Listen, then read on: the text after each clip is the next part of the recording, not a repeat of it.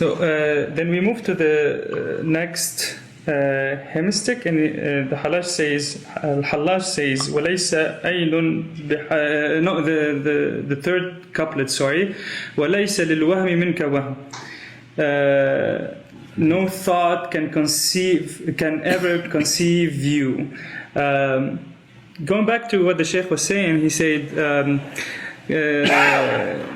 the Hallaj is telling us, how can you be, Hallaj says, and nowhere can contain where you are. Sorry, there is nowhere for you to be, and nowhere can contain where you are. Second couplet, sorry. Hallaj is saying here, how can you be God? How God can you be there?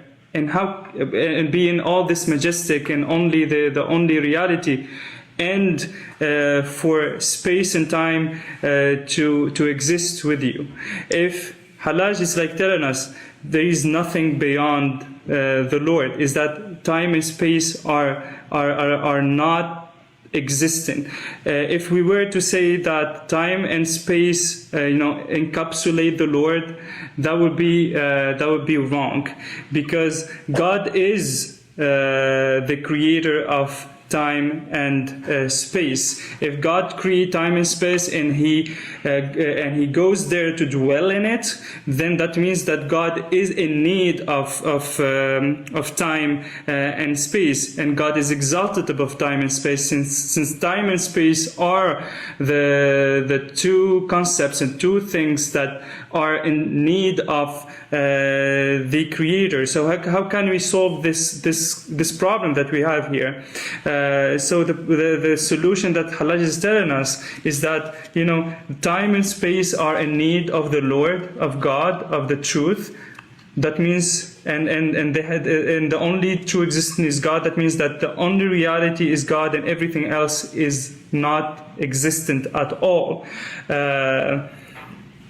To make things clearer, the Lord is the only true existent, and everything else does not exist. It's just an illusion. That's why Hallaj says, وَلَيْسَ لِلْوَهْمِ مِنْكَ وَهْمٍ. No illusion can ever conceive of you. Not no thought, but no illusion can ever conceive you, in the third couplet. So to make it easy, if you want to see the Lord, you need to annihilate everything that you are seeing. If you are still seeing things around you, still witnessing yourself, your body, the others, then you will never see the Lord, or what the Sheikh says, the originator, al-Bari.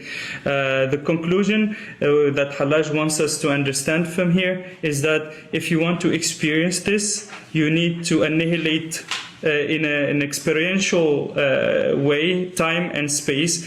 And how is it done? By losing yourself, losing yourself and losing every sense of self-being. And if you ascend to this reality of witnessing that you are not existent, that you are annihilation over annihilation, that in reality that you don't have any existence, you annihilate all the six directions, then the truth and the real will disclose itself to you in an experience where you even don't exist. You need to taste this to be able to talk about it.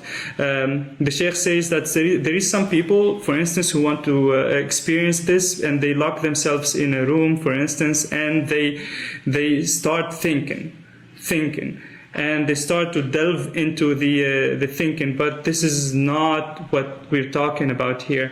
When you think, you assign to yourself some form of existence, because there is a duality here. You are actively doing something. This is not what this experience is about.